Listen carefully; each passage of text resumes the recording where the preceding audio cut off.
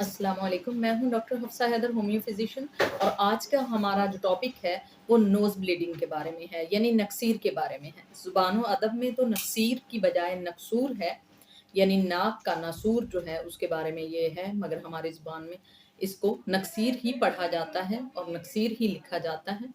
बहरहाल ये ज़ुबान व अदब की टर्मिनोलॉजी एक अलग चीज़ है, जो बीमारी है हम उसके बारे में डिस्कस करते हैं। तो गर्मियों में नक्सीर बहुत आम है। एपिस्टेक्सिस इसको इंग्लिश में कहा जाता है। एपिस्टेक्सिस के बहुत सारे जो हैं वो काजेज़ होते हैं, और हमारे यहाँ एक कॉमन बात है कि गर्मियों में ही नक्सीर होता है। हम ये समझते हैं, मगर ऐसा नहीं होता। गर्मियों में भी नक्सीर होता है, ये 62% लोगों में होता है। जो बाकी लोग हैं, सर्दियों में भी लोगों को नक्सीर होता है।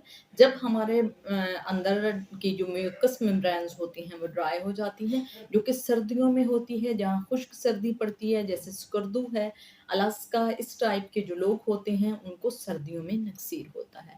गर्मियों में भी नक्सीर होता है, वो हमें होता है, यानी गर्मियों में पाकिस्तान में रहने वाले जो लोग हैं, इंडिया में रहने वाले लोग हैं, उनको बहुत ज़्यादा जब गर्मी होती है तो उनको नक्सीर होता है। अब नक्सीर की वजह क्या होती है? नक्सीर जो होता है, हमारे नाक के अंदर बहुत सारी कैपिलरीज़ होती हैं, उनमें से जब कोई बस्ट हो जाती है, तो उसकी वजह से नक्सीर फूटती है।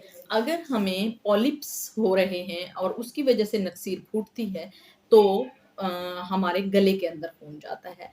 तो इसलिए 2 तरह की ब्लीडिंग होती है, एक इंटीरियर होती है, एक पोस्टीरियर होती है। इंटीरियर वो होता है जो कि 80% लोगों को होता है, जो नाक के थ्रू हमारा लेटस एरिया जो होता है ये बहुत ही ज़्यादा सेंसिटिव होता है, तो यहाँ पर आकर होता है। एक पोस्टीरियर होता है जो हमारी आँख जो होती है, और उसकी जो आँसू बनाने वाले ग्लैंड्स होते हैं, वहाँ से आ रहा होता खून, कान से आ सकता है, गले से आ सकता है। ये बहुत ही गहरी जब मसाइल होते हैं, या पॉलिप्स हमें होते हैं, उसकी वजह से, या हमें प्लेटलेट्स हमारे बहुत ज़्यादा कम हो रहे होते हैं, तो ऐसी सूरत में हमें गले में खून आ रहा होता है, कान से आ रहा होता है, या आँखों से जो ग्लैंड्स होते हैं वहाँ से आ रहा होता है।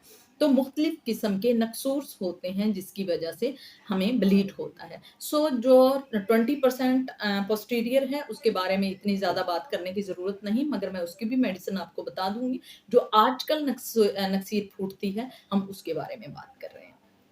अगर आपको लू की वजह से नक्सीर फूटती है, या अगर आपको बीपी की वजह से नक्सीर फूटती है, तो नाक के अगले हिस्से से होगी।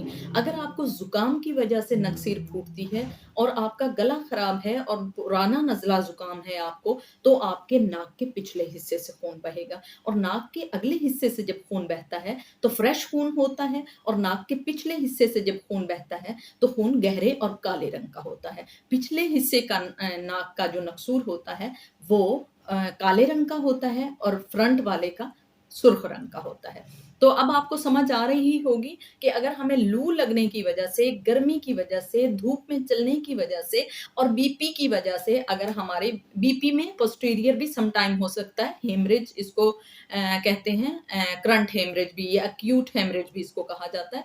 अगर ऐसी सूरत है, इंटीरियर नोज़ ब्लीडिंग इतनी बड़ी बात नहीं होती परेशानी की, मगर पोस्टीरियर जो होता है उसके बहुत बड़ा मसला भी पैदा हो सकता है। तो सबसे पहले हम नाक के फ्रंट के हिस्से का बात करेंगे नक्सीर की। अगर सुर्ख रंग का खून बह रहा है और बच्चों में बह रहा है, तो हम क्या करेंगे, हम उसे फास्फोरस देंगे।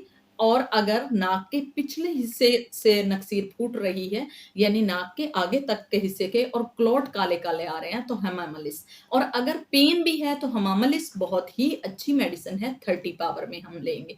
और अगर छोटे बच्चों को नक्सीर फूट रही है और आपने अगर उन्हें फास्फोरस भी दे दिया है, तो साथ में उनका रंग पीला पड़ गया है, तो उसके लिए चाइना 30 आप 7 दिन देंगे, 4 से 5 कतरे ज़ुबान पर, तो वो भी बहुत ही अच्छी मेडिसिन है। अगर थोड़ा-सा मिला-जुला खून है और साथ में फ्रेश खून भी है और थोड़े-थोड़े क्लॉट भी आ रहे हैं, तो ऐसी सूरत में लेकेसिस बहुत ही अच्छी मेडिसिन है, मगर 30 में आप लीजिएगा।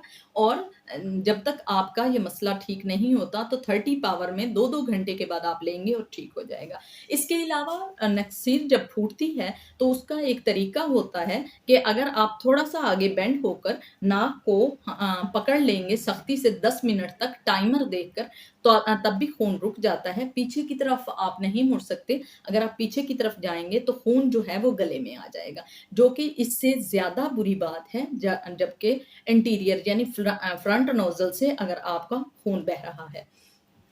और अगर आपको पॉलिप्स और एलर्जी की वजह से खून बह रहा है, तो फिर फास्फोरस आपके लिए बहुत ही अच्छी मेडिसिन है। जब जलन भी आपको साथ में रहती है, गला भी आपका साथ में दुखता रहता है। और ट्रिलियम अगर आप लेते हैं, तो उसके लिए भी ये ट्रिलियम क्यू बहुत अच्छी मेडिसिन है।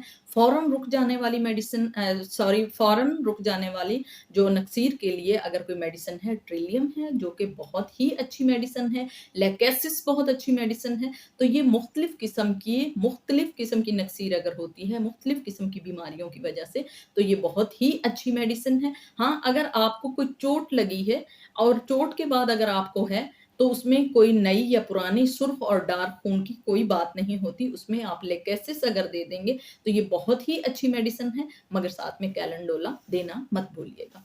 तो अगर किसी को ये वीडियो पसंद आई हो, तो प्लीज़ आप इसको लाइक कीजिएगा, शेयर कीजिएगा, सब्सक्राइब कीजिएगा। ओके, अल्लाह हाफ़िज़।